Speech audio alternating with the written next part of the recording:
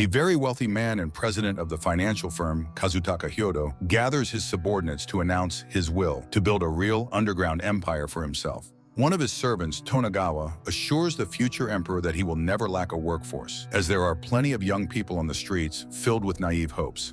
One of these young men is Kaiji Ito, who moves to Tokyo after finishing high school. However, the guy can't seem to find a permanent job, preferring to spend his free time on gambling and entertainment. Despite this, Kaiji desperately wants to get rich, though he works as a cashier in a store. Kaiji is angry at everyone but himself, and one day he vents his frustration on expensive cars, which he believes only swindlers can afford.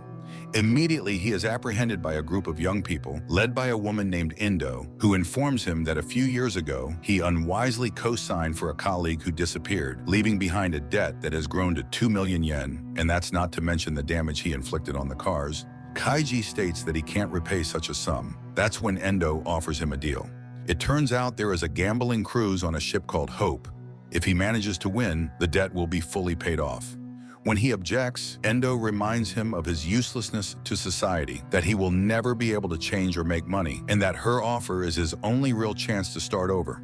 Late in the evening, Kaiji boards the ship, where he meets fellow losers who have nothing left to lose. The group is greeted by Tonagawa, who explains that to start the game, each participant must buy 3 stars, each costing 1 million yen. Naturally, they don't have that kind of money, so the company offers them a loan at 1% per minute. If someone wins, the company will not only fully cover their debt, but will also buy the stars back. The players are given 12 cards depicting rock, paper, scissors. When someone wins a round, they receive a star from their opponent. The goal is to use all 12 cards and keep at least 3 stars. This must all be done within 30 minutes. At first, the crowd becomes anxious, as no one wants to take a loan or participate in this game. Moreover, no one understands what will happen to the losers. But Tonagawa calls them trash, who have no rights. So either they win or their lives are worthless. A signal sounds for the game to start, and the people jump into it. The first loser is forcibly dragged into a dark room by security. Kaiji meets a guy named Funai, who offers him a clever plan. If they both play the same cards, it will result in a draw. They won't lose any stars and will quickly get rid of their cards, allowing them to meet the game's conditions and win. Kaiji happily agrees. At first, everything goes as planned, but in the last minute, Funai tricks Kaiji and takes 2 stars from him, leaving him with only 1 star and 1 card. Funai, mocking him, explains how he switched the cards to win and bids the fool goodbye. Kaiji rushes into a fight, but the guards quickly break them apart. The guy looks around and realizes that time is running out. And then Funai announces to everyone that Kaiji's last card is scissors, and now everyone knows how to finish him off. In retaliation, Kaiji announces that the swindler's last card is rock. A fight breaks out. At this moment, Kaiji notices blood on his card and then sees a guy named Ishido who wanted to get rid of his cards so he wouldn't have to play. Meanwhile, Funai suggests shuffling the cards so no one knows what's left. The people agree and turn in their cards for a reshuffle. Funai deals the cards to the players, and Kaiji gets his own bloodstained card back. He refuses to play with Funai, but the confident swindler offers to play for 3 stars at once. Since Kaiji doesn't have that many stars, he teams up with Ishido. Funai plays his card with full confidence that he has won. However, it turns out that Kaiji had figured from the start that the swindler would try to deceive him again. So he took one of Ishido's cards and added blood to it, which helped him win. In a burst of joy, Kaiji explains what he did, unaware that Tonagawa is watching everything through the cameras and listening closely to his words. Funai is sent to the darkroom, while Kaiji and Ishido rush to finish the game, ending in a draw. Time runs out, and just as Kaiji celebrates victory, Ishido finds a card in his pocket that he must have forgotten about. Since they teamed up, it means they both lost. The guys find themselves enslaved deep underground, where hundreds of losers are building a kingdom for the great Hyodo. The working conditions are simply horrible. To prevent anyone from escaping, a microchip is implanted in the slaves' hands, and they are branded. There is no rest, and the food is very basic. The people sleep in small, cramped cells. On the 25th day underground, they receive their first salary, but most of the money is taken to cover their debts. The currency is perika, a local equivalent that only has a value in this place. Kaiji calculates that at this rate, he will only be able to pay off his debt by the end of his life. But when temptations like a cart full of alcohol and tasty food appear, Kaiji can't resist and spends nearly all his money on snacks and a few cans of drinks. Most of the workers do the same, which is how the company keeps them underground, forcing them to live from paycheck to paycheck, not thinking about the next day. One day, a cave-in occurs, and Ishido's injured. Kaiji carries his friend to the infirmary where most patients don't receive treatment because they don't have money.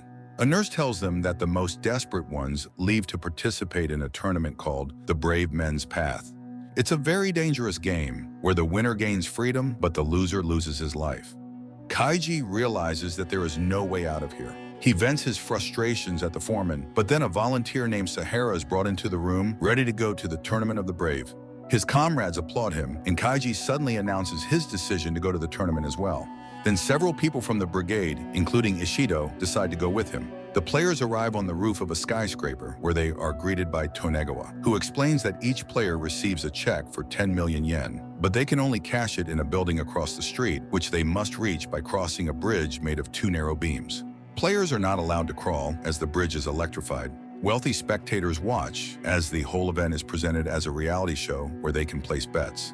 People are scared, but Kaiji encourages the guys, reminding them how they used to walk on logs as kids. He advises them to mark their shoes to help keep them on the right course and encourages the players.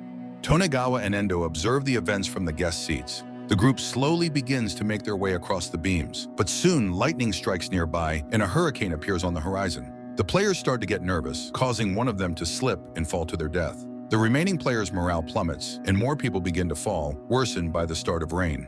Eventually, only Ishido, Kaiji, and Sahara remain on the beams. Ishido decides to give his check to Kaiji, asking him to cash it and send the money to his daughter. Despite Kaiji's pleas, the man lets go and falls silently, freeing his friend from panic.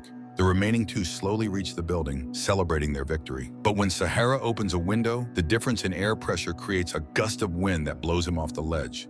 Kaiji manages to hold onto a ledge and becomes the first person to ever win this tournament. Hyodo, impressed by the show, congratulates Kaiji and grants Tonegawa citizenship in his future kingdom.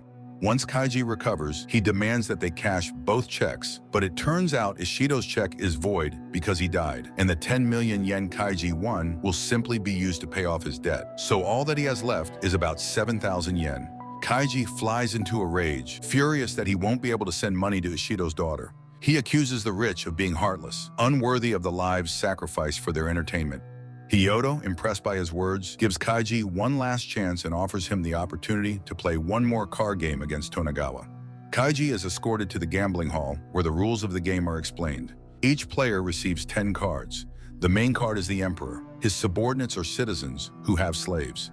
The participants place their cards face down. Then they reveal and compare. A citizen versus a citizen is a tie. A citizen beats a slave, but the slave beats the Emperor. Cards cannot be played randomly. You must look and think before making a move. Not only the guests watch the game, but also the prisoners deep underground. At first, Kaiji plays with his remaining winnings, but quickly loses them due to his inexperience. Tonegawa laughs at him, saying that Kaiji's desire to win made his thoughts easy to read from his expressions. Hyodo, disappointed that it ended so quickly, loans Kaiji some money so he can play again. Now Kaiji takes the game more seriously, noticing Tonegawa's strange behavior. Every time Kaiji is about to make a move, Tonegawa looks at his watch. But even this time, Kaiji quickly loses and is sentenced to 130 years of slavery.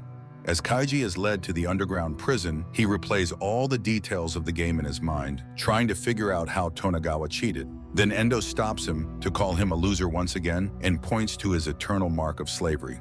At that moment, Kaiji realizes that the microchip in his hand is the key. Tonegawa wore a watch that allowed him to read Kaiji's vital signs, which is how he knew when Kaiji was about to play an important card. Kaiji explains his plan to Endo, telling her how he will beat Tonegawa. He persuades her to loan him 50 million yen, confident that she's a good person. Endo agrees and lends him the money. Tonegawa can't believe it, and Hyodo notes that since she loaned him the money, now her life is also on the line. However, before the game begins, Kaiji smashes his head against a mirror, causing his vital signs to spike in response to the pain. Sitting down to play, he briefly lowers his hand with the cards under the table. Tonegawa grows nervous, feeling uncertain because he can no longer rely on his watch. Meanwhile, Kaiji starts insulting him and splattering the table and cards with drops of his blood. The game starts. As time passes, the game becomes very tense. Tonegawa carefully calculates each move, growing angrier at Kaiji. When only 2 cards are left on the table, Tonegawa notices a bloody mark on one of the cards and remembers the incident on the ship. He realizes that Kaiji is trying to fool him and engages all his analytical abilities. It's the penultimate move. Tonegawa is about to play a card but suddenly stops, remembering that Kaiji had lowered his hand under the table, probably switching cards just like he did on the ship. Endo also thinks Kaiji made a mistake. Tonegawa plays his card and laughs, thinking he's won, but Kaiji reveals his card and wins. The slaves in the underground cheer, while Tonegawa flies into a rage as Kaiji explains that he didn't switch the cards. He knew that his opponent couldn't ignore the blood, so Tonegawa outsmarted himself. Enraged by his servant's huge loss, Kyoto revokes Tonegawa's citizenship in the future kingdom and sends him to work underground for the rest of his life. Kaiji wins 50 million yen.